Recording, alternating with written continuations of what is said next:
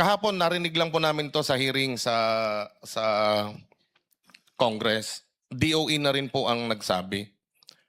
Sa Asia Pacific po, Mr. Chair, may nakapark na 43 billion barrels na 43 million barrels na crudo, equivalent to 2.5 billion liters ng crudo at gasolina. So ibig sabihin kung may nakapark po sa Asia Pacific, puno pa yung mga storage o mga stock facility ng ating mga oil companies. Kasi nandiyan lang siya eh. Sila na po ang umamin nito kahapon. Ibig sabihin po, sa Asia Pacific lang tayo kumukuha ng langis, Mr. Chair. Hindi po sa Hormuz, hindi po tayo dumadaan doon, hindi po sa Iran, hindi sa Middle East. Dito lang sa Asia Pacific. Pero po, araw-araw, hinuhurmus-hurmus tayo, hinuhukus-pokus nitong si Secretary Garin at ng Department of Energy. Yung windfall profit po na yan, tumaas pa, Mr. Chair.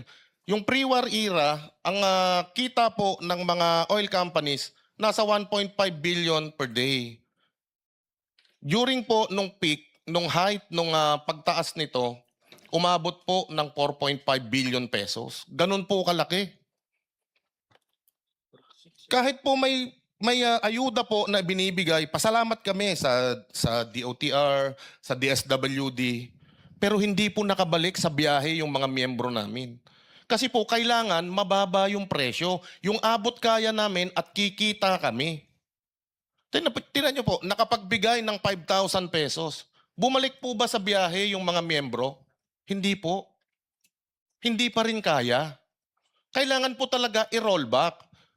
Yung replenishment cost na sinasabi po nila, Mr. Chair, puno pa eh. Pero siningil na tayo.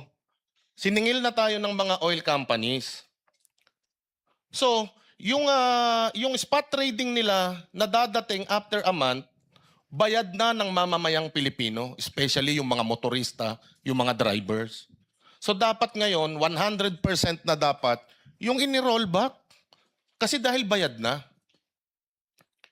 Yun po sana yung makita natin, Mr. Chair, na computation po dito, na ang laki nung kinita, nakita na yung tubo 130 billion sa loob lamang ng 45 days. Kaya po kinumpute namin ito sa 45 days dahil pababa po yung presyo. Hindi na muna namin isinama. May bago po kaming pag-aaral doon, Mr. Chair.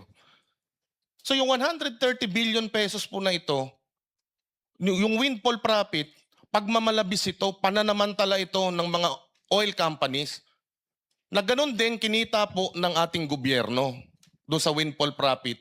Dahil nga po doon sa value added tax, kung mas mataas ang base price, mas mataas po yung value added tax na makukuha natin.